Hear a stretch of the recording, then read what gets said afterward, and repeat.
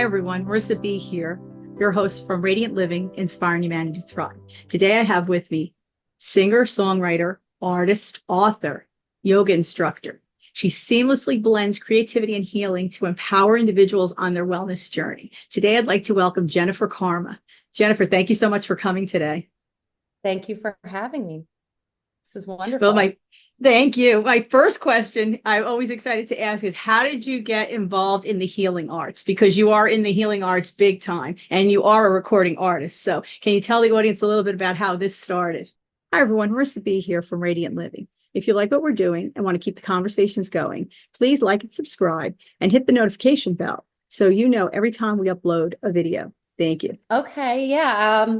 Well, I suppose, just when I was growing up, I'm what you would call an indigo child. Like I know that now, but I didn't know that then. But I always felt it. So, very, I have like hippie parents. I'm the oldest of two at the time, two siblings, and then now I'm the oldest of four. I've got a half brother. But growing up, it was just, I was a take charge. I was the oldest. I was always interested in music and nature, and I loved performance. I loved acting. I loved listening to my parents sing and play music, and I liked to play, and I loved writing poetry. So I eventually, as an adolescent, and you get into those when words start really feeling fun and you're, exploring your young adulthood or like coming of age years, then I was writing a lot of poetry and getting really deep and exploring like the depths of the soul and just existence. So, and I still have all of those books. I saved a lot. I'm very much a documenter.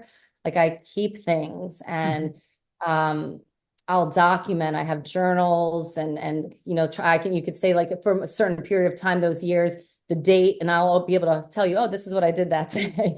So it's really cool. But yeah, just saved all that poetry, and I felt the music. I loved, like I said, acting and plays. I was doing the school theater, just always performing, even in my own home, and making a stage and having the world be my stage.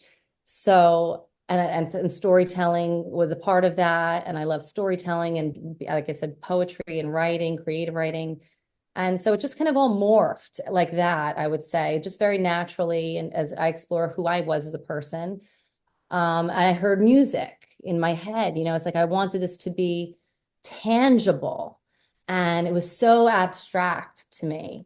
And it was like nowadays we've got our phones, you can voice memo stuff and capture everything. And I love that. I really love technology in that way and try to use it to my benefit. It could be to our detriment at times with, the whole technology battle of being on the phones and producing and creating videos and editing them and posting them. I love doing all of that still till this day in that form.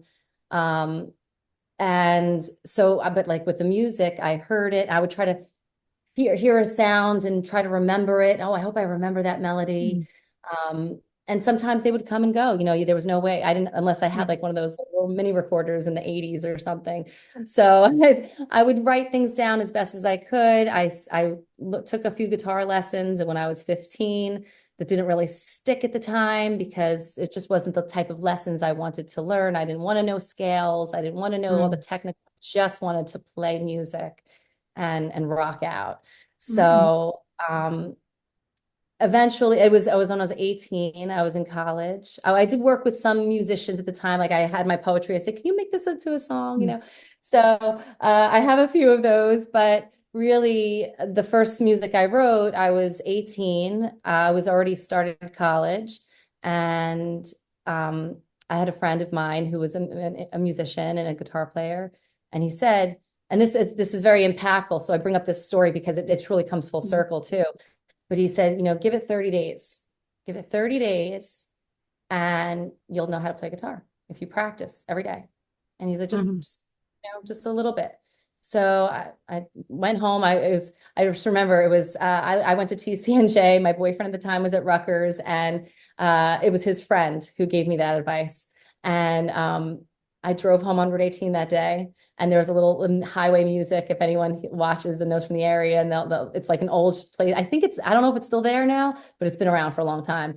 And so I stopped and picked up a classical guitar, because I had my dad's guitar I played, but a very heavy old Guild, the 25-year-old Guild at the time. But I picked up a classical guitar with the nylon strings that were very gentle to my girly, dainty fingers. Yes, because it is hard, right? I know when my daughter was trying to take guitar and she was little, and we bought like the little pink guitar, but the strings were still hard.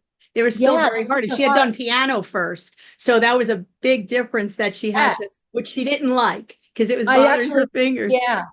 Exactly, but the piano is the perfect instrument to lead into it. And what I have my daughters, learning and playing. My daughters are incredible piano players and songwriters themselves now, and it's just beautiful to experience and be a part of. But I also took piano lessons a little bit, like on and off. I remember starting, quitting, starting. So I was playing a little piano in between, and I play by ear a little bit, but nothing like my kids. Like my daughter, they're just amazing. But they've also been a little bit more, I've kept them consistent because I know I'm like, you Right. better stay with piano because it's going to be such a benefit to you when you're older. And it is now. Now it's paying off. They just fill up the house with song and play by ear, all different music. So I took this advice very literally, like, okay, I'm going to get this guitar. I have this gentle guitar now that it's friendly. I still have it too. And I practiced two chords, A and E minor, there's two simple chords. I'm going like this anyway. And, it took that, it really did. Like it was choppy, it's choppy. And then finally something happens with your brain, your body, muscle memory. And it's like, it just happened. And it was like 30 days. I couldn't believe, I was like, oh my Wow. God, I don't have to think about it anymore. And now I can add in another chord. And so I taught myself guitar at 18. And once I had the third chord in there, I was like, oh, good. Now I can, now I'm writing songs. So I started writing songs at that point. And right away, it was just innate part of me to want to go and perform it. We had some open mics. I became very involved with, I just love the open mic scene. That became my thing that I can go to. I would ask friends or people, like, you want to go with me to open mic? And if they, they were going to the bars or they were doing this and no one wanted to go with me. Okay, I'm going by myself. And this is what I would do. And I've actually traveled wherever I travel. That would be the thing that I would be able to socialize or go and meet people. Cause no matter where I went, when I California, I kind of skipping around, but yeah, I moved to California after college with my guitar. I did photography school out there, but the whole time, like underlying this whole Always thing, doing music. Always doing music, though. Always. music and spirituality.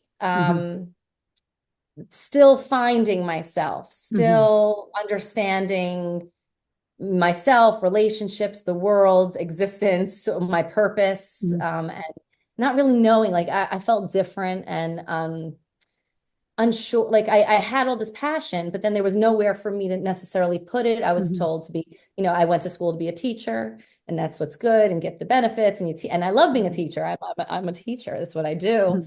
Right. Coach. But yeah, it was, I was like, oh, I should have done art. Like I loved being an artist and I paint and I do the music. And why didn't I get involved with the music industry or something so I was always like beating myself up, not sure what direction I wanted to go in. It wasn't really like business. I'm not like, I don't want to do things in finance. But I don't also want to work 9 to 5. That wasn't, but other people were like, yeah, But this is what I often want. we hear the arts don't pay, right? That's something that's said often. The arts don't pay, or it's so difficult to break into it. And so Don't even people have bother. those negative recordings that go on. So it is difficult in a way to push forward, right? When we've heard that. And like I know as I continue to learn and mindset and brain training, how, generational upbringing and how your family thinks and how your ancestors, it's kind of embedded in your DNA. And so I come from, a family of, this is, you work, I've all teachers, all teachers. Oh, wow. My mom was a teacher, an assistant principal, so it was just, this was the job that I would be good with, safe with. And, or of course, be a doctor, like, Right, right. but I was like, I thought about dentistry actually at one point, because I was the one yanking teeth out of my siblings. I was like, oh, no problem. Oh, wow. Oh my gosh. A little bit weird like that. But because I like to tune in to people and what they needed, and they needed that tooth out. As an empath, I didn't understand it at the time, but they wanted it out, and I was going to just make it painless. And I went in with I was very confident, I guess, because I wouldn't do it now. Now, as a mother, I could not yank my kids' teeth out. It just, it was just a different whole scenario. I was like, no, I can't. And then they would come to me, they yanked out their own teeth, I'm like, Yes, okay. right. Because the kids, that's what they do. So, But they do.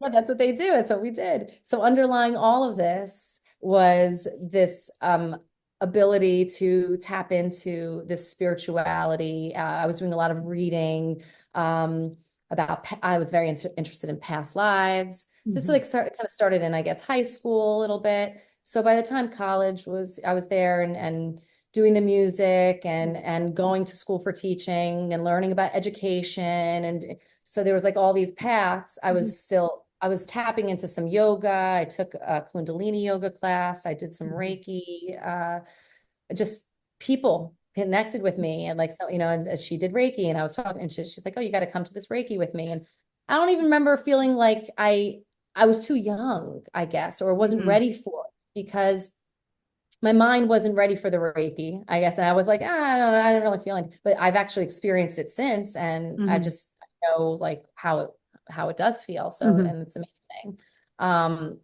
But you did become a yoga instructor. Yes, that you did. So I did, but not until much later. Okay. So it was much all later. kind of started. I just dabbled a little bit, and I was still interested, but and just exploring dreams and writing, creativity, and teaching. And then eventually, so I became a teacher. I graduated college. I was a teacher for a little bit. I did that, and then I stopped. I did other stuff. That's a gold medal. That's a gold medal to be a teacher. I will tell you that much. I don't know how people do it. I don't know how people do it. I know I certainly couldn't do it. You have to have a lot of patience. It's a lot of patience. And I did love it. Like teaching, camp counselor, like I was doing all of that stuff. And and I love kids in that way that I never thought I would, like, actually, but it's just a part of, again, who I am, and finding myself and saying, oh, I do fit into this space. But it also I learned the environment, who you're around. It's very important. I didn't have a good teaching experience my first year, like the school, the administration, like the way it just didn't pan out like I imagined. And it was very toxic and negative. And I was like, very sensitive to it. And it was just something that I wouldn't deal with anymore. And so I actually just stopped and didn't. I wouldn't even know how an empath would do that, because it is many times toxic, toxic for whatever reasons of the bureaucratic issues. It can be very toxic. I don't know how an empath would do that. That would be just, and there's so much energy in a school between the teachers and the kids. It is. And I still go in and sub, I've been subbing over these past few years since my kids were, started going to school, and I was like, okay, I'll go and I'll sub. And it gets to be a lot of energy. And that's why we're continuing to heal. I'm continuing to figure out, how do I fit into this world as what I thought was like an HSP, a hypersensitive person, or a highly sensitive person. And it's very challenging for me. And it still is, to be this highly sensitive person who, like, I can be very tearful, like, all the emotions are right there all the time. Everything very deeply. So that's part of the reason why, yoga is so healing for me. And I guess I kept going to I wasn't looking at yoga. It was just exploring, discovery, what works, meditation, guided meditations, things like that. In the meantime, I left teaching. I moved out to California, like I mentioned, did that for a little bit, enjoyed like the vibes out there. But again, there's a big scene, right? I know there's a big like open mic scene in some parts of California. Like a lot of the young people do that out there. Yeah, and I mean, as soon as I went to California, I was like, and I went to photography school because I liked being a student, and I Mm, became, and I loved. I was like, oh, I'll go to school again. I'm going to do photojournalism, and I loved just taking pictures at concerts, blending my love for music and photography, going to shows, and I got great pictures of like, I mean, at this time of like front row of like cool mhm, bands. Um, so I did photography school out there, and but right away, I mean, like I wasn't paying attention to school mm, anymore. I'd already graduated college, did teaching back in mm, school, and I was in California in a new place. So I was busy gallivanting and exploring and going down and meeting people and going to LA. I was in Santa Barbara, mm, and so did the Hollywood scene, and it mhm, was really fun, but also super flaky, like for me anyway, or the mm, people that I was around. Like it just wasn't stable, or I didn't have like a good structure out there, a support system. And mhm, at this time, it was like 2002, 2003. Internet was mm. still like really new. There was Right. MySpace, I think, Friendster. Yes, in the beginning, yes, yeah. Yeah, So a long like time ago, sure. yeah, we didn't have smartphones. I would text, I guess. I remember having a text. I had a flip phone and I would text. We would Hmm. text on it. But it was very far removed, a 3 hour difference from my family and friends. I remember celebrating New Year's Eve out there and just being like, this is anti-climate. Yes, It's a New Year's Eve that for is so you. far. Yes, yes. Um, so I felt really far and I got really homesick. And so I came home. But and again, just this whole time, music. Oh, and I Hmm. also mentioned like I did acting out there because like, in the Hollywood Hmm. scene, I got some like TV shows and extra Hmm. work. Yes. So it's just to the LA thing. It was fun. And it all added to and culminated into this experience of mine that I can look back on and see how it just Hmm. brought me to where I am now, which is once I had kids, I came home, Hmm. got married, had kids, and was raising my babies and doing it in, again, like kind of an alternative way because it was still mainstream at the beginning, like, but then I started questioning things. So I was looking into holistic health and Hmm. once they said, oh, your water is fluoridated, so that's good. But then I was Mm. like, wait a second, but why are we using fluoride-free baby toothpaste then? If you want them to, I was like, that set me down a rabbit hole, and I started just like thinking, like learning about what was it? It was a great book, the whole, I forget the name of the book now. I have it in my bookcase right there somewhere. But it just changed, it opened up my eyes. I'm just a student of the world, so constantly learning. And now that I had my kids, it just gave me Yes. this. So, I was focused on keeping them healthy, learning about nutrition. Mhm. We were juicing, making smoothies, Yes. supplements. So this became a way of empowering myself. Is also what truly stemmed me into this mission. It was when I came back from Mhm. California, I was really unhealthy. Like I got sick out there a lot. I got a couple of spider bites that turned into staph infection. I mean, like I felt like I was Wow. falling Yeah. apart. Like I was scared. I was away from my Yeah. mom, and like Yes. Right. Well, feeling you're far away from right. so Far far away away. from And I resources. wasn't Yes. eating right. I wasn't eating right. I was living on my own as like a 22-year-old, 23-year-old. And it was rough. So I came home and I just had this new like mission.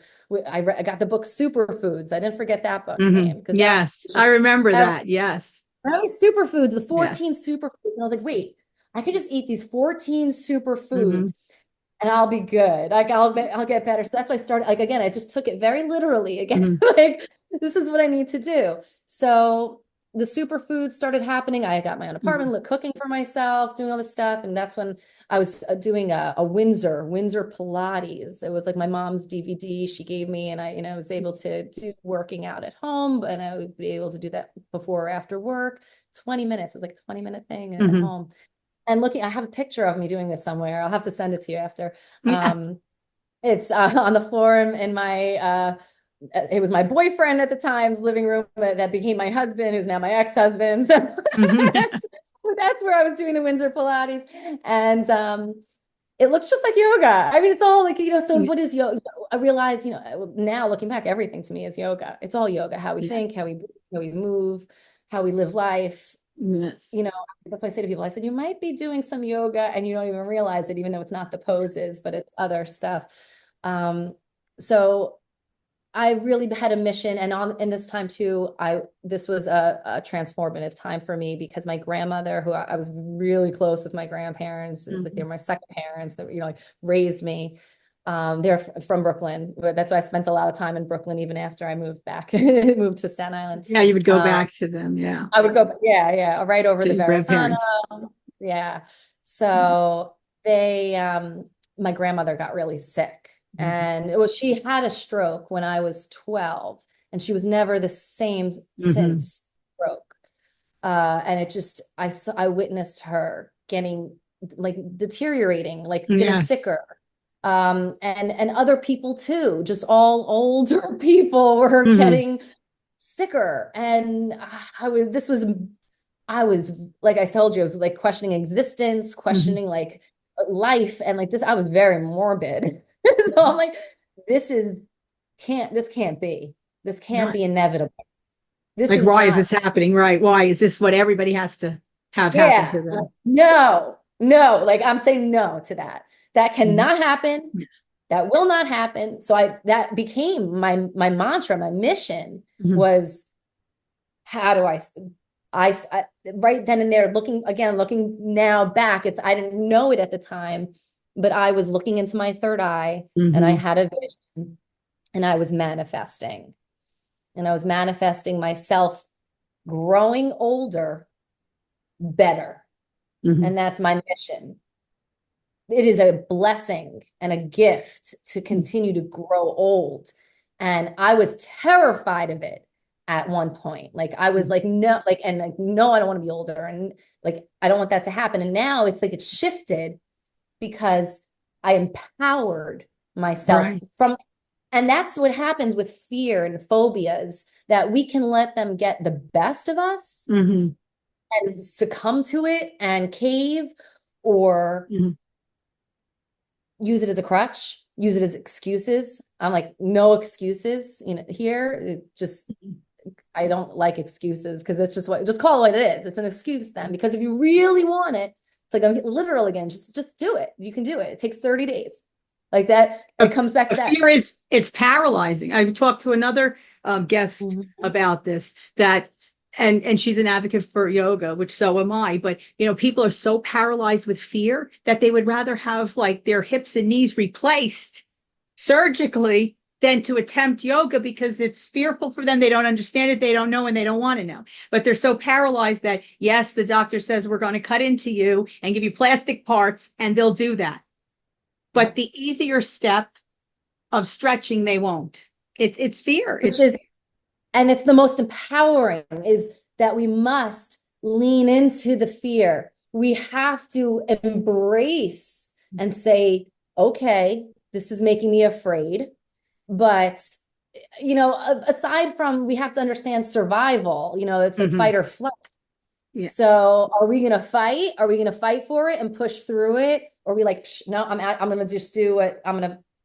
And that's kind of like that sheep, the mainstream mindset. I don't want to like make it so that it's negative or that I'm judging in any way, because, if you're in it, or you don't know, like I was in it until I wasn't, like, you start, when you start questioning things, then maybe, and sometimes I still, maybe, there are ways I am still in it, in the matrix, like, but ultimately we can empower ourselves by going into this fear, which is what I feel I've done with this mission of growing older and better. And now looking back 20 years, it's true. Like, it's what happens, that whatever we see and whatever we set our minds to, oh yes, it is what is. Because I always had this, like, that's why I'm very project oriented, and I have this urgency, sense of urgency in life, I guess, that like, oh my God, this has got to get done, or like, this hasn't been done yet. Like, I still have things that are sitting on the back burner, books that I have wanted to publish, like, all this stuff, like, and there's just so much that we can do. And your kids are still young, relatively young. They're not independent adults, right? So that's still, you still have to do, right. But you still have to do that there's Yeah, still yeah. responsibility with school and Pulled, things like that. pulled in a Yes. lot of directions, pulled in a definitely spread thin. Yes. So, but yeah, but even when they were young, part of this urgency is that they're young, is that I'm their role model, I'm their mother, and I have this almost like an obligation to myself that I made, like that I want them to see this is what can be done, this is what can be accomplished. Mm-hmm. And oh, you want to publish songs, you want to write songs and publish them on Spotify? Okay, I did that. I did it. And we got an album. We got, oh, you want to Right. start a Yes. You have an business? album. Yes. You have an Yeah, album. Yes, exactly. an You did EP that recordings. Yes. I put out an EP, my first EP, Mm-hmm. like album, and then I put out 2 singles since then. I've Mm-hmm. uh, collaborated with Mm-hmm. other producers and did some cool remixes. I did plays. I did a live, you know, community theater. Mm-hmm. When they were little, they got to see me come to a play, to perform for Oh, them. nice. So Yes. really cool that I just think that there is this sense of urgency. And one of my favorite, I quote this a lot, one of my favorite songs on one of my favorite albums is by Incubus. It's one of my favorite bands. Mm-hmm. Is the album If Not Now, When? Mm-hmm.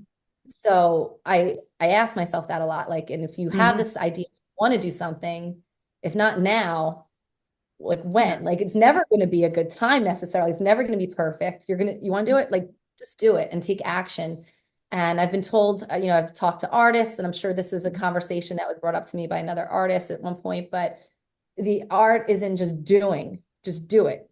We can't overthink it too much, and we can let perfectionism kind of get the best of us or paralyze us too, and Yes. make us, it's not perfect, it's not ready. So it's just kind of start and put yourself out there. So that is kind of how I got a lot of that creative stuff done, even with having kids at a young age. I went out and would still do open mics, even with my daughter's baby. I started an open mic here in my town that ran for like a couple years, which was really great. And then they paused. Now they actually brought it back. The Yes. arts After. brought it back, and I'm so excited because now it's like it just feels like a full circle thing where my daughter is 16 and And comes she with can me to the actually open be mic, there. Yeah. and we perform together. Together. Like, Yeah. oh my Together. God, that's Mm-hmm. like, talk about like, I want to cry on stage while I'm singing. And I'm like, get it together, Jenn. Like while I'm singing, it's such like an epic moment for me to have my baby on stage singing songs that I taught myself how to sing when I was 15. And like we're playing Jewel and just singing together. No, It's how just, it's nice. Yeah. great, Um, But you're also so an yes, artist. You're also an artist as well, not just a singer yeah, I have songwriter, but I got like my little paint, like I have some art yeah, you're paintings also there. an artist. Yeah.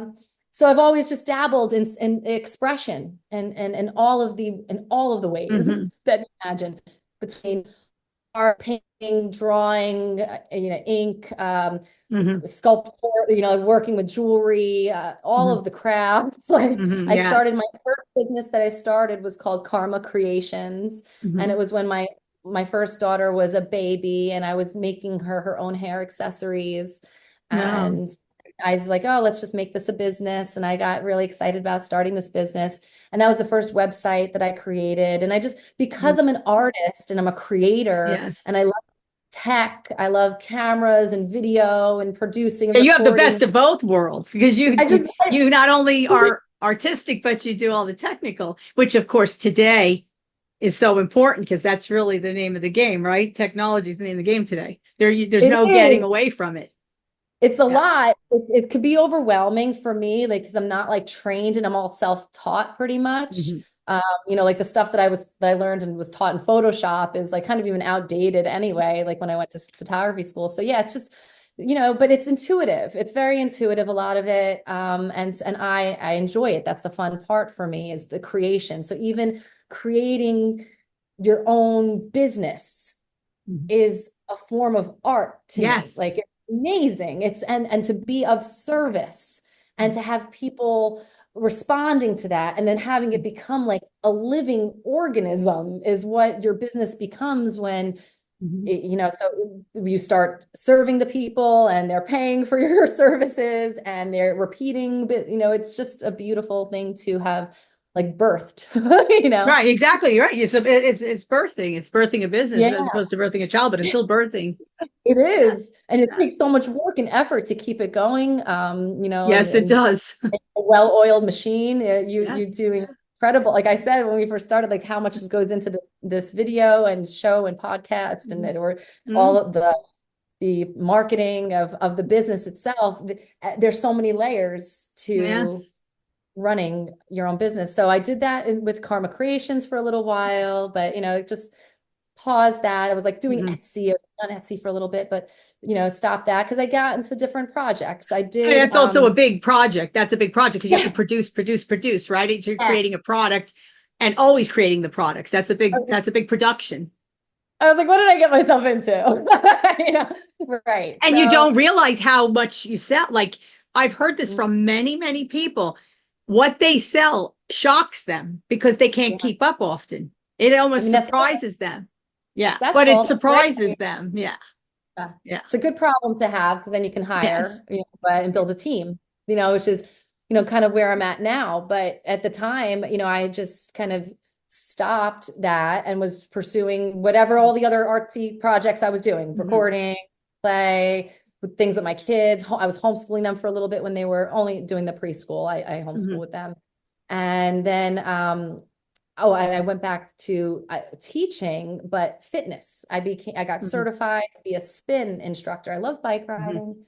I love bike riding all the time outside. Mhm. Like makes you feel like a big kid just to hop on the bike and go for a ride still. So I took a few spin classes after I had given birth to my daughter. I did it before that too, before my wedding. So I was familiar with spin, indoor cycle, and I took a few classes to get back into shape, Mhm. more than a few, to get back into shape after having my first baby. And I loved it. Like I had to me, I think when you have a great teacher too, or a Mhm. teacher that you connect with and you can maybe see yourself in, then it Yeah. inspires you. And because I'm a teacher, Mhm. like, and I saw what she was doing, teaching us and inspiring us, I'm like, oh, I Mhm. want to be a spin teacher.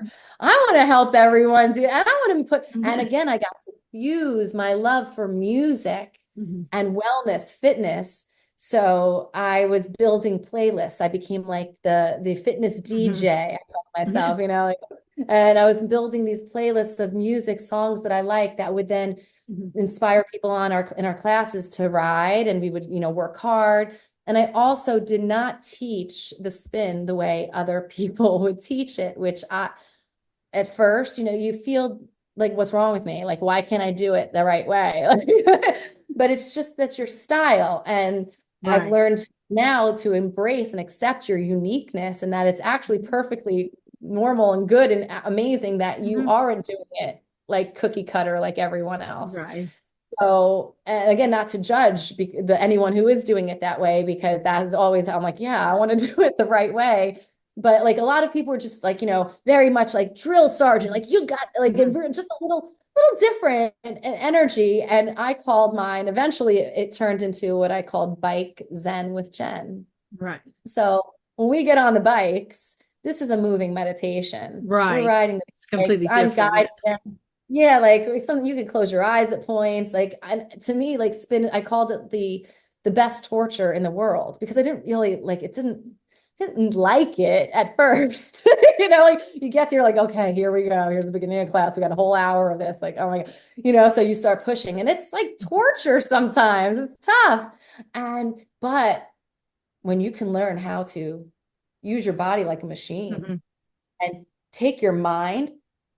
outside of your body and you're watching Mhm. yourself riding the bike, but you're Right. up here and you're like, it doesn't have to be torture. We're gonna zen Mhm. out right now. It's like this whole Because like it is, oh that's it. That's the good way to do it, right? That's the better way to do it. yeah, right, exactly. Where you can just train your body to be the Mhm. machine it is. You are perfectly capable. Your mind is what is holding you back. Your mind Mhm. is what stops you. So learn how to train your mind and use your breath work use that Mhm. mindset and use the focus. We were doing a lot of visualization. Where are you Mhm. riding? We're on the beach. We're in the mountains. We got starry sky, all this stuff, like you create the pictures. Before you knew it, that spin class was over. That spin class was like, we were like, oh my God, what? It's done. What was my heart rate? Oh my God. Like it was how many calories did I lose? Like, and we got really in shape. And I just found this love and passion for indoor riding. Mhm. However, it's very repetitive Mhm. of the same things over and over again. And I Mhm. was tight. I was achy. And I should mention too, Mhm. like growing up from like, I would say from college up Mhm. until this point, I was in and out of chiropractors and physical Mhm. therapists. I Yeah. had pain. And Mhm. I can hear my grandmother, the one who got Mhm. sick, and she did pass away just before or just after my wedding. So she wasn't able to even come to the wedding. Oh, I'm sorry But to hear but that. it was like, yeah, it was like one of those things, like I told you, it was like Mhm. that like impactful thing in my life where I just feel her all the time. Like, and so, Yeah. and even like before, like, she was always telling me to sit up straight, posture, sit up straight, Mhm. stop hunching. Because this was me. Like I was just, this is Right. Yeah. my body, this is my form, very long neck and Right. jutted. And so I wound up it didn't ever, as a kid, who cares? Like, sit up straight. I'm like, okay, grandma, like, you sit up Right. straight. Yeah. Right. She's But she like, was well, right. Yes, to yeah, avoid she was issues. right. Yeah. She was right. And just it looks better. And it's Mhm. just body, language is everything. And she was so right about so much that like Mhm. it really left its impression on me. I hear sit Mhm. up straight. And so it's just funny, like I teach people posture now. It's like my Mhm. grandmother's spirit lives within me, and Mhm. I'm able to tell sit up straight, stand upright. And so um it's definitely where was I? I'm trying to remember. So the posture of the bike Yes. riding was tight in the hips. Wow, you're just Yes. riding like this, and you're hunched like this, Hunched and over. you're Yes. a lot like of this stuff. So I was very like weaker in the upper body and strong, very strong in the lower half. It built a lot of muscle for sure. It builds in ride bikes, people, like Yes. It does build a lot of muscle, especially in the leg area. Yes. yeah, and It your does. cardio, like getting out, a movement of any kind, but the cardiovascular Mhm. ability, my lung capacity. I was never training for a marathon. My dad ran the marathons. My sister did the marathons with him. That wasn't. I was like, no, you guys have fun on your marathon like that. But I trained for survival. Mhm. So I started. My grandfather also. This is the one that I was very close with too, like, with my grandmother. Mhm. Um, he also eventually, this is years later, it's 2014 now, he had gotten sick and he passed Mhm. away, and I was grieving that. I did write a song that I wound up recording in Nashville. More recently I recorded it, but I Mhm. wrote a song that when I was grieving him called Sparkle, and it's out on Spotify, so you can definitely listen to that song and kind of Yes. hear what I was going through at that time. But that was also the time that I was like, I got to get off this bike. Like, I got to Mhm. run. And I was never a runner. Like, this is like I said. So I just needed to run. And it was a therapy for me. It was very therapeutic. I was thinking about my grandpa with the sky. I wasn't stuck on a bike in a spin room Mhm. anymore. Um, or stuck on a bike, being stuck in this position. Mhm. I mean, if any Friends watchers here, like I'm a huge Friends fan. Like I pretty much just Mhm. lived and breathed Friends for the longest time. So Mhm. I related everything in my life to an episode at one point. Probably not that good with the trivia anymore. I forgot a lot, Mhm. but I ran. I was like, when I ran, I was like, I'm running like Phoebe, like a kid, like if she would just like run, like just run like this. It's so Yeah, much fun. crazily run. Yeah, to have fun. Yeah. That's the way I felt. Like, wait, I'm free. I don't have to be stuck. I can move my body and I can do this. And I was Mhm. outside running, and it just was very healing for me to grieve, to heal in that process. So my Mhm. heart was healing. And it was also putting all of that fitness, that the Mhm. endurance that I built up from the bike and the training inside, that I didn't realize I was able to keep running. Like run, Wow. Forrest. Like I Well, can sure, keep going. because you built it up. Yeah, you didn't realize, but you did Yeah. build it up. So here I am, like, wait, I like to run. Like, I guess I'm feeling really free, and Mhm. I can run. But for, like I said, it's a survival thing for me, because also I'm morbid and I have fears. And how can I empower myself through these fears? So I had fears about people, breaking into my home, kidnapping me. I mean, there were stories that happened at the time when I was growing up. Polly Klaas story was very, Yes. Yeah. That they came right into their home and took yeah, her. Yes. yeah. And she, like, and Winona Ryder was involved. Like I remember they were trying to find her. It was just this whole thing. And I couldn't sleep in my house. I was awake. I'd stay awake all night long. This is like when I was Oh, 12, wow. 13. I would go to sleep when the light came back out, like, and then I'd feel safe. Yeah. That's fear. I had like all these fears. So even when Mhm. I'm out and I'm running, Mhm. it's like, oh, someone can take me. Someone can, I'm a woman running by myself, and they're beautiful trails. There's a beautiful trail right by me, Mhm. but like, and I'll do it. But I actually stopped running the trail because I feel like there's Mhm. people, someone can hide in the bushes and come out. But I would Um, run for my life, like I would like keep running, just learn how to outrun someone, learn how to outrun the zombie apocalypse. Like, yeah. Walking Dead came out. Like that was the Yes. big time. I was like, what if zombies? Like they move kind of slow, but like I could keep going. Like I don't have to run Yeah. fast necessarily, but I can. What can you keep going?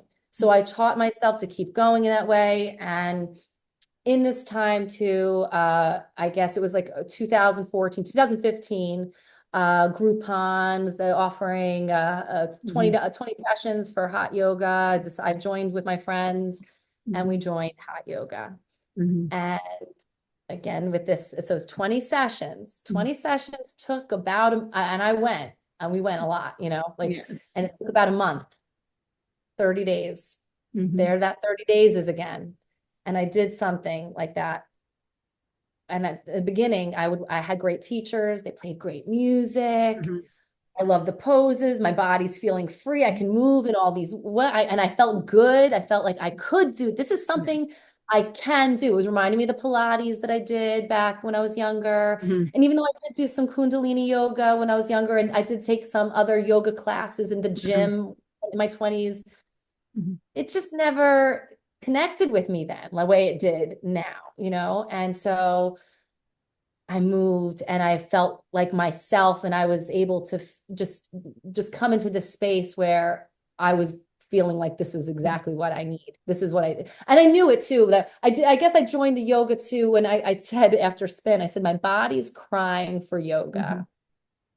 So that's probably why I joined the hot yoga, is because I was already taking some classes at the gym where I taught spin, and it was good, but I was really excited when I did that hot yoga, and like it was intense. I like the heat. I'm a Yes. double flat nine, so bring on the heat. But I like the heat too. yeah, Yeah, it's not for the everyone. It's not yoga. for everyone. No, it's not. No, it's not. But you do. Yeah, it's not.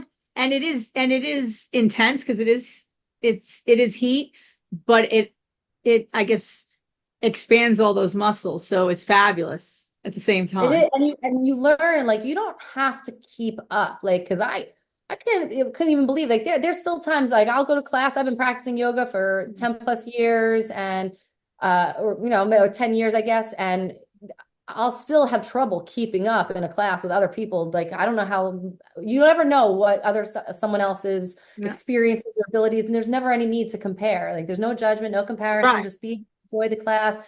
Go lay down in child's pose or on your back if you want. Just enjoy the heat. Like, just whatever you want to do, you're enjoying your yoga.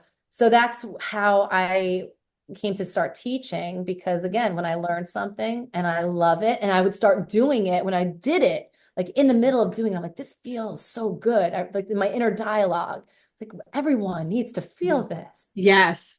Why don't I do this more often? Why am I only doing this now? Like, I should do this all the time because this feels so good. So yeah, I was very quickly inspired to get my yoga teacher training, to get that started. And so I did yoga teacher training, and that was a 6-month Mhm. journey. Again, my kids were young, and I would go every other weekend for like the whole weekend. I'd be gone Mhm. and do that, but it was just a great mission, and it was the starting point for my yoga career. And just like things are meant to be, or fall into place, where I did take the hot yoga class, the owner of that studio when I was just about to finish my yoga teacher training, said, I have an opening. Can you do this? I'm looking for someone. And I was like, I don't know. I mean, I don't know if I'm ready. And again, if not now, when? Like, you'll never really feel ready. So you just got to do it. You have to lean into that fear and dive in. And that's the performer in me too. Like that adrenaline rush of getting up on stage and, performance and being a teacher and being in front of the room. It inspires me. It makes me, it pushes me to be better. Like I'll give a better class for people that are there to receive it versus if I'm just recording on my computer for no one, or like doing a recorded class like that. So it was a really great way for me to start teaching, knowing that, I wasn't ready yet, but I dove right in. I had my notes. Like I would just feel comfortable knowing that I can look and see what the poses are. And I've built that from there. I started teaching yoga, doing sound bowls, the sound Right. That's what I was bowls. going to say. You've incorporated all of this, like all of this knowledge, all of this training, all this art. You've really melded it together because you do the singing bowls, you do guitar, you have it all going on together. Yeah, when she came, it was funny because we walked into yoga teacher training. And she said, "Everyone, welcome to your 90-minute sound bath." And I was like, Yeah. "You What's want that? what?" And she's like, "We're laying shavasana for 90 minutes." Oh, What? Like I can't. I was one of those people that would, when you go lay in shavasana, and I'm like looking around, they like someone's sleeping over there. They knocked right out. Like that's me. That's me. Because I'm always doing that when I'm finally laying down. I'm like, oh, hallelujah. I'm going to nap a little bit. You fall asleep. Oh, that's the Oh, best. yes. I'm envious Yes, of that. because I'm always running. So like when I lay down, that's lovely. It's like that's my time to meditate and Oh, then drift off. well, Yes. that's what I discovered was that not everyone is blessed or can, there's different ways that people meditate. And I realize, I do moving meditations. I meditate on the bike. The bike's, I meditate when I'm running.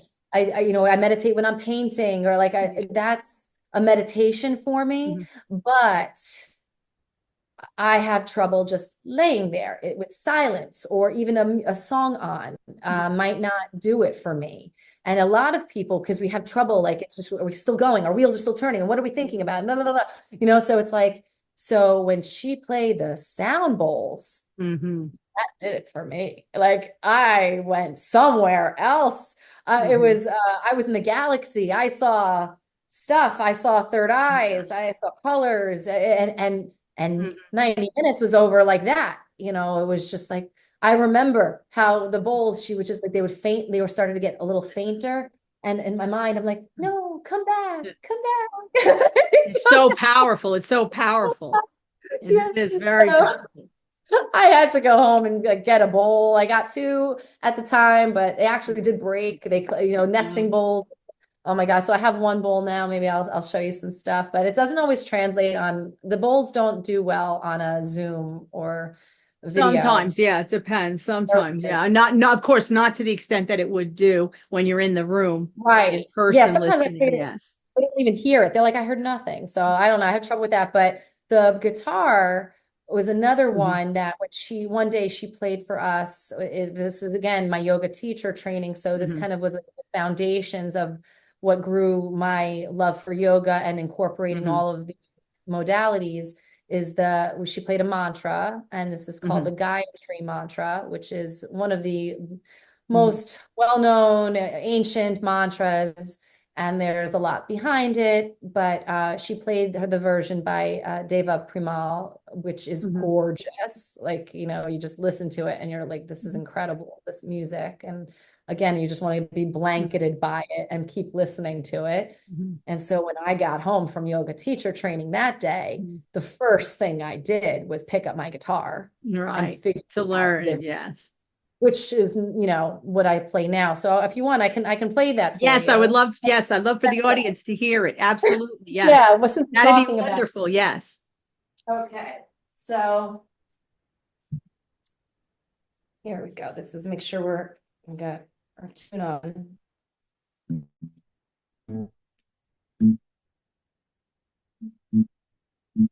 Pretty good.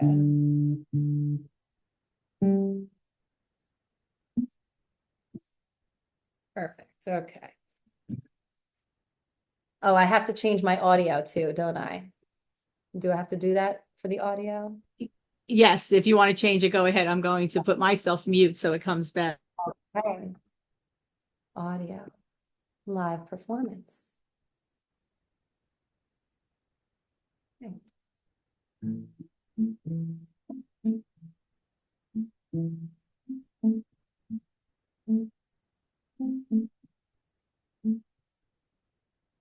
Oh, oh.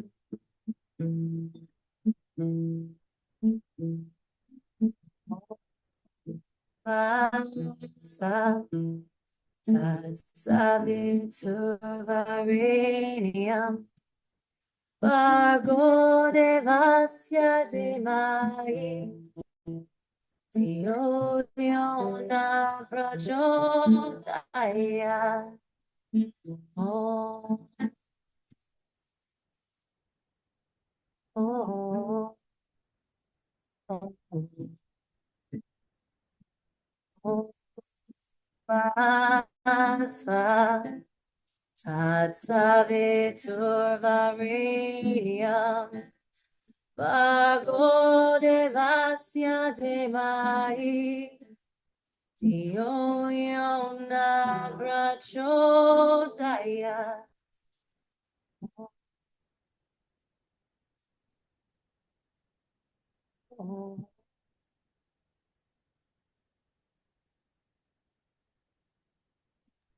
That was wonderful. It did cut out a bit, and I don't know why. On the more on the voice than on the guitar, cut out, and I'm wondering why it did that. But it was beautiful. It's absolutely beautiful. I'm wondering why it cut out. Oh, I wonder if thank it was the you. mic. If it was the mic, I wonder if it was the mic. Are you using the mic in the computer? No, the computer, yeah, the computer. I'm using the whole, just the computer Right, the audio. computer's mic. Oh, I'm wondering if that's what it was. It was like cutting maybe, out when you were singing the sound versions rather than the words. But we okay. heard most of it. Okay. Yeah, we heard most of it. Yeah, You- I know there is a catch to that when you perform that there has to be a certain way of doing it.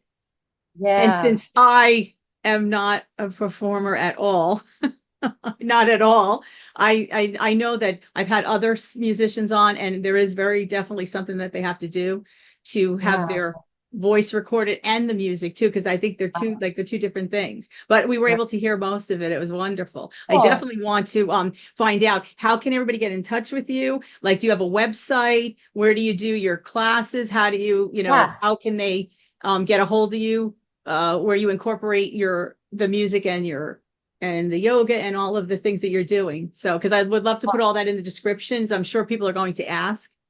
Cool. So I have my website is Zenn with Jenn, two N's for Zen, two N's for Jenn. So ZENNWITHJENN.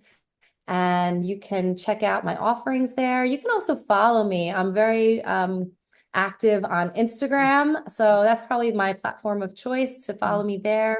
You can follow me at jennifer.karma. And you can find me on Facebook. So there's like a Jenn Karma So page and I'll Zen with, put all that in. I'll put all the yeah, social media. Do you have any all groups that. on Facebook? Do you have like I Facebook do. groups, or you do? Yeah, so I've got groups and I have a private group. So anyone who's Oh, just looking to, definitely. I'll list that. yeah, and we talk a lot about yoga, mindset, positivity, and it's all morphed. So it's been like this beautiful journey where, back, I was teaching for a while. I was doing all this stuff and teaching in different yoga studios and places from studios to gyms to camps to senior centers, YMCA's, everything in between, Girl Scouts, like, just Mhm. had fun teaching. And then COVID happened I and, know. we didn't have anything.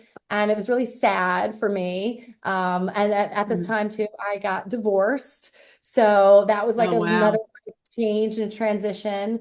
Mhm. And so I was terrified. I was really scared. Yeah. I didn't want the marriage, but I didn't want the divorce. Mhm.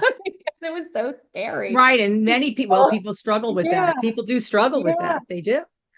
And so hopefully that speaks to someone if they are struggling with that, that it Mhm. is okay. It's no, but it's so much better to again lean into that fear. And Mhm. it is scary, but I have empowered myself by saying that I am going to teach and I'm Mhm. not going to rely on a studio hiring me. I'm also not Mhm. really getting paid the way I feel that I should be getting Mhm. paid in studios. There's a lot of, and you're feeding someone else's business, which is great at the time for anyone Mhm. who's doing that. Like it might be the perfect fit for you. Mhm. But for me, for where I was now, is like, Mhm. this is the time. I need to start building something now. I Mhm. don't have, once I get divorced and the Mhm. alimony is up, what do I have? Like, could go back to teaching.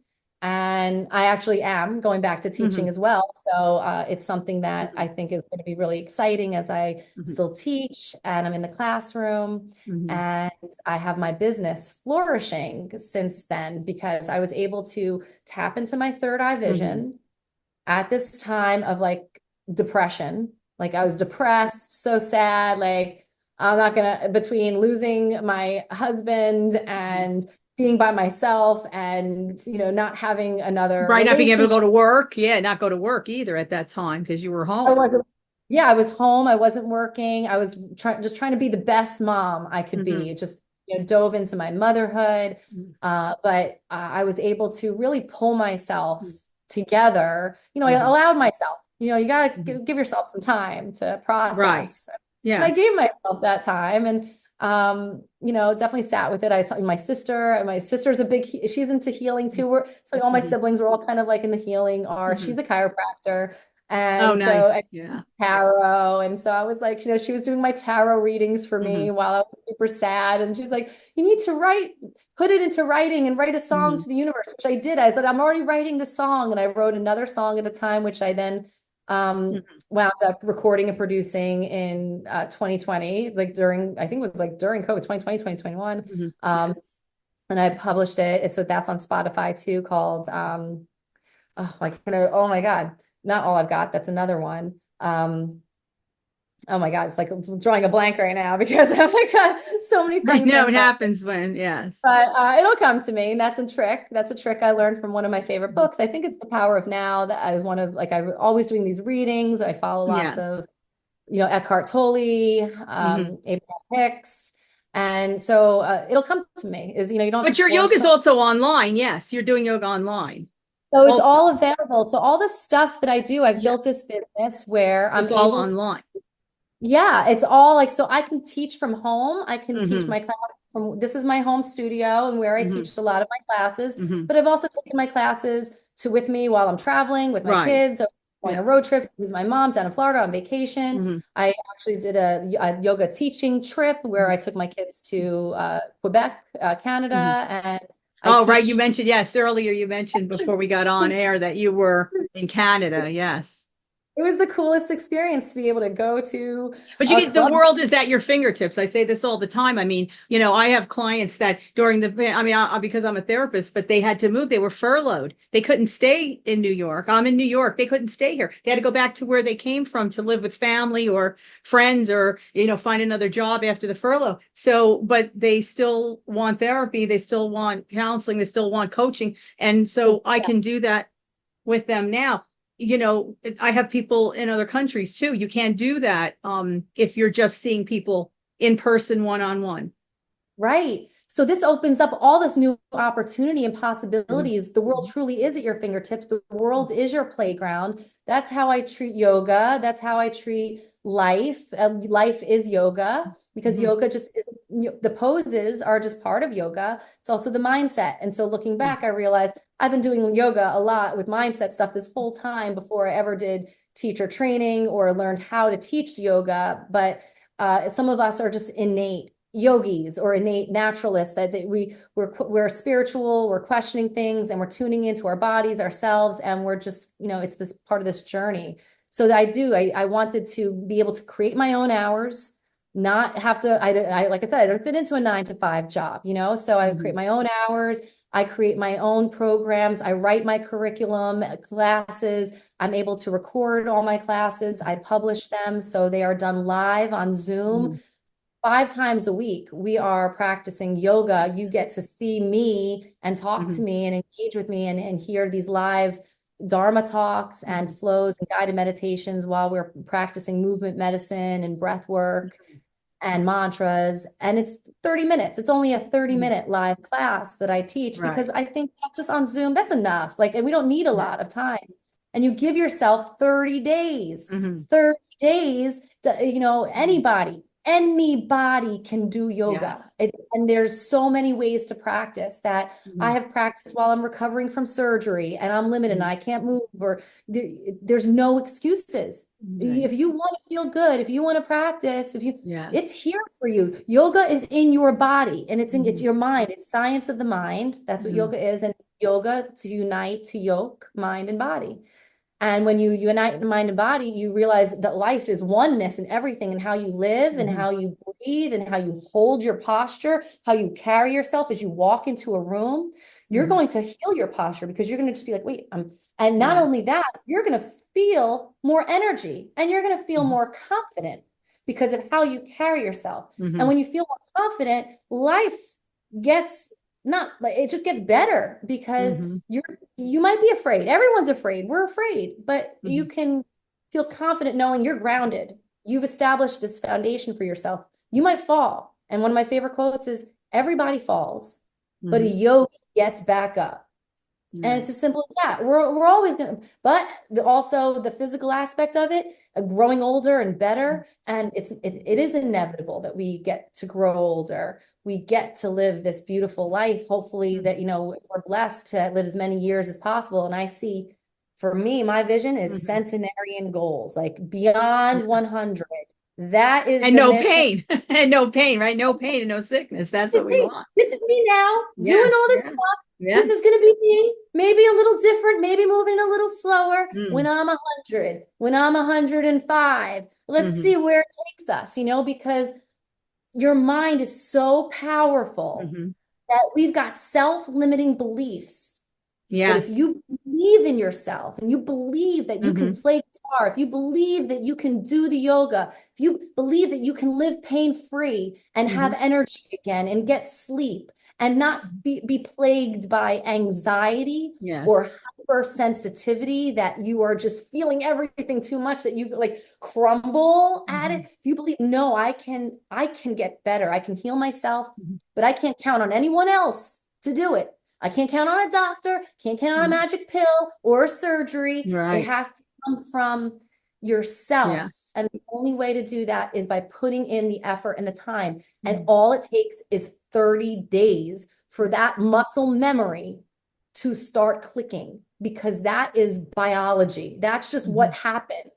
It happened to me when I taught myself guitar. It Mhm. happened to me when I started taking yoga, or with any other Yes. modality, thing that you want to do. I Yeah. play golf now. I play Mhm. golf, like, like, because you can, Mhm. because once you learn how to move your body, then you're like, oh, I'm gonna like pickleball is a big thing now. I haven't played Right. it yet. Oh, yes, a I'm, lot of people play that. Yes. I'm excited to go check out Mm. because I was never an athlete Mm. growing up. As a Mm. kid, I was the art kid. I was the drama geek, I was so now people, as a grown up, as an adult, people are like, oh, you're an athlete. Like, and at first, like, I had to be like, I'm an athlete. Like, in my Mm. 30s when I started doing spin and I started becoming like this.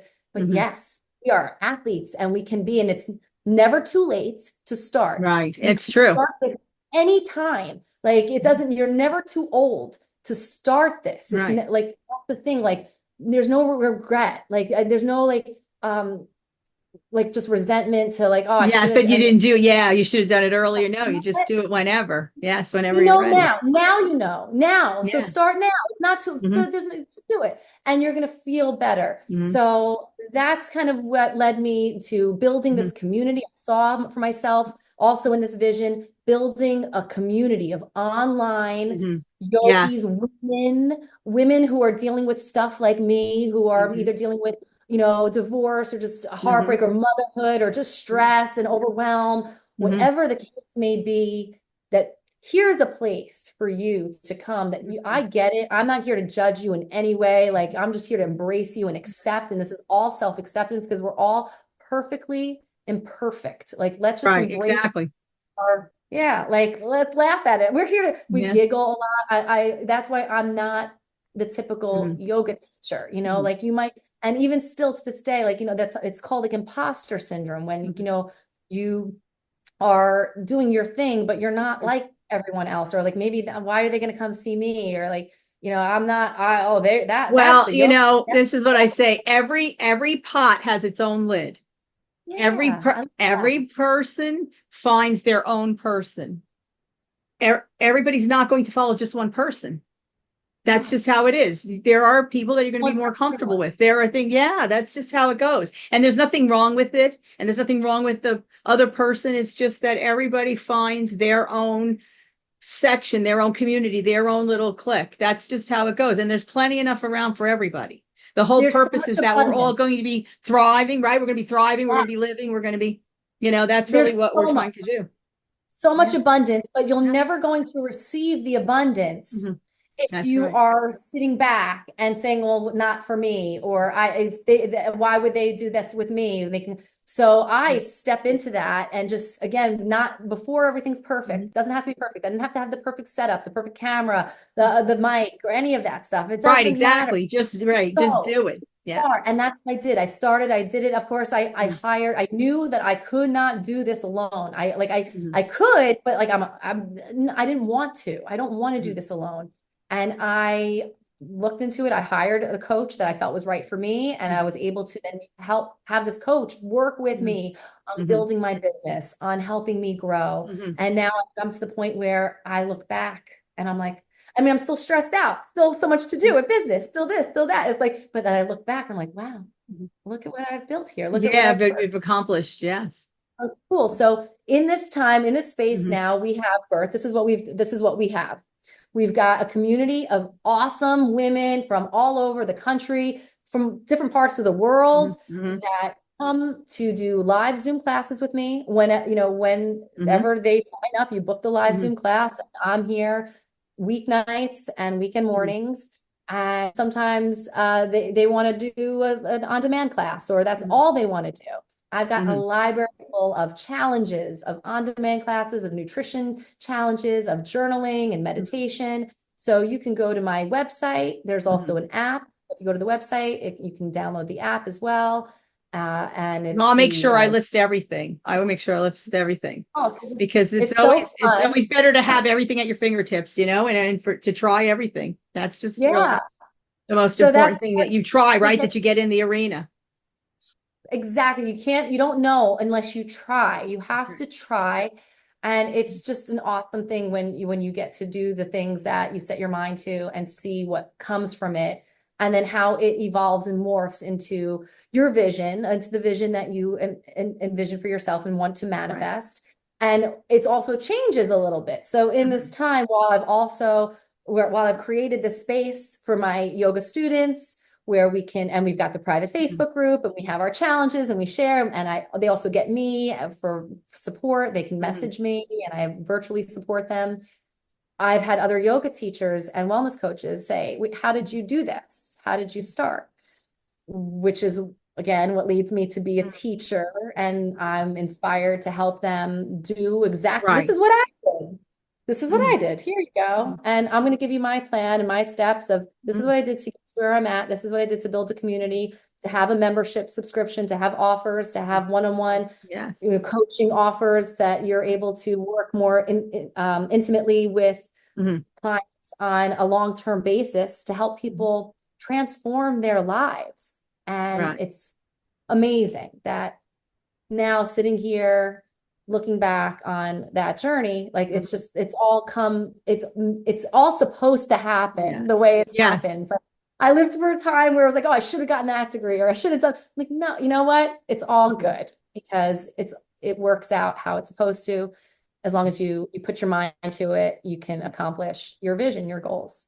And so Well, that's what I did. The Wholehearted Business Academy. I uh, have this Wholehearted yeah. Business Academy is my other I offer. love the So name. Yeah, the Wholehearted Business Academy. I love the name. yes, Yes. Thank you. Well, and that's I can't I mean I take credit for the name, but it's inspired by Brené Brown's Mhm. talk about she did a TED talk about vulnerability and the wholehearted. So I'll send you that link Mhm. if you want to add that in there too, because Yeah, it's a that'd be perfect. I will. Yes.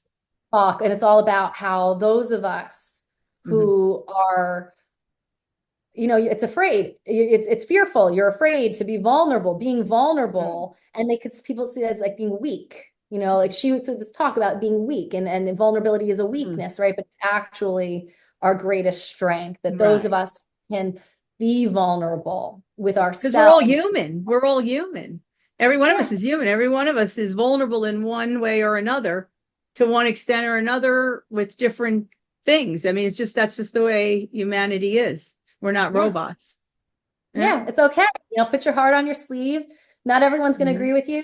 As a really sensitive person, I've just experienced so much like embarrassment or feeling Mhm. like, oh, the black sheep, or like that I was like, wearing my heart on my sleeve or being who I Mhm. am and not being received. But Mhm. that's okay because that's not who was meant to receive you. Like you said, there's Right. someone for everyone. And I just well up thinking about my Mhm. beautiful, amazing community of Mhm. yogis and people who are with me in this Mhm. journey. And I say it at the end of every one of my classes. Thank you so much for being here. I'm so grateful that you're on this journey with me on this mission to live Mhm. longer, healthier, and happier in Zen.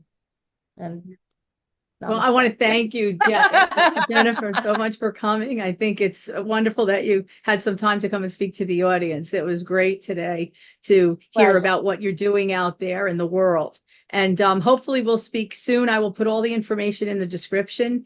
And I thank you again so much for coming. Thank you so much. It was a pleasure, Marissa. I really appreciate your time today, and I enjoyed this conversation so much, clearly. Me too. Thank you. Thank you.